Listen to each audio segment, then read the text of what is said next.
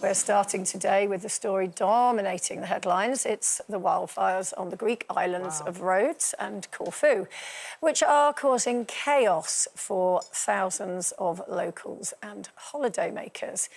Now, this is a weird one because all the holiday companies are sort of saying that they want guidance from the Foreign Office website, and it's not really saying anything at the minute. So that if it doesn't say on the Foreign Office website advising not to go, a lot of the holiday companies are saying, well, we're not going to give you your money back if you don't go. And then some other experts in the travel industry are saying the Foreign Office could say, well, look, there's certain parts of the island that you shouldn't go to, without saying the whole island, because obviously you've got to think about money back and people's livelihoods on the island and people's holidays that might get cancelled for no reason. So it's all a little bit of a mess. But, I mean, forest fires on the continent are not a new thing, are they, Janet? Absolutely not. And perhaps the first thing to say is, why is it at the start of the holiday season everybody in the Foreign Office seems to be on holiday and not updating their website quickly enough? Yeah, it's true. Every summer throughout the Mediterranean there have been forest fires and bushfires. They happen every year, and this year they're happening more severely for maybe climate can change, maybe not. But a few years ago, I was holidaying on Corsica, which is a French island that has a reputation for fires in the holiday season. The reasons for it are often arson, locals who don't agree with the politics or don't agree with the tourism industry. And I just didn't believe it. I took my car on the ferry to Corsica, and the first night I stayed in a little hotel near the house that I'd rented.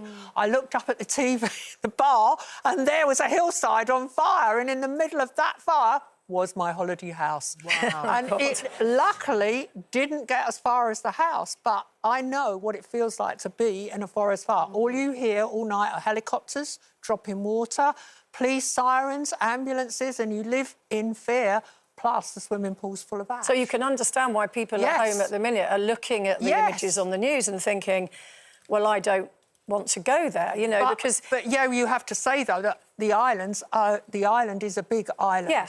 So you could be going to a part of the island that's not going to have a fire, and you could be perfectly OK. But you've really got to check it out. And actually, at the minute, because we don't have this Foreign Office advice, so, you know, British Airways are saying passengers that are supposed to be going to Rhodes can rebook if they want. EasyJet are saying all Rhodes holiday packages are cancelled with full refunds, whereas Ryanair flights are operating normally.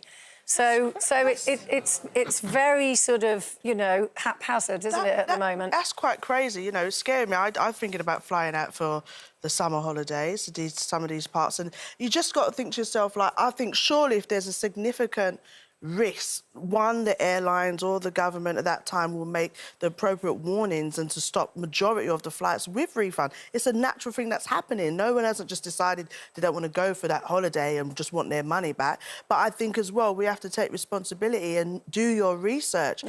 Maybe people are used to doing like the package holiday where everything gets done for you. But at this particular time, do your research, take your own responsibility into your safety into your hands, and make sure that it's appropriate for you to go, whether they say it's good or not, because unfortunately, as we can see, some still don't want to cancel their flights. One of our actual production team is due to fly to Rhodes to Lindos, which is like the sort of epicentre of the problem, and he's saying his holiday company is saying that they won't give him a refund. Now, I think legally he's probably got a good case, but, I mean, what would you do, Brenda, if you... Well, Janet's saying it could be or it could not be. That's too many variables in it for me, because just one gush of wind and then all of a sudden it's on my house or on my hotel where I'm staying.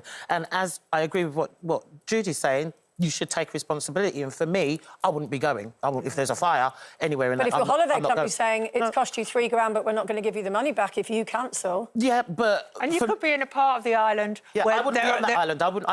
I look at everything and evaluate. If there's a risk of there being a fire, I'm not going, because at the end of the day, I think to myself, you've got the rescue services, they've got more than enough to do trying to put out that fire and rescue the people that actually live there. Why are they having to add even more to rescue me? OK, well, I'm going to throw water on that fiery debate. Oh, my God.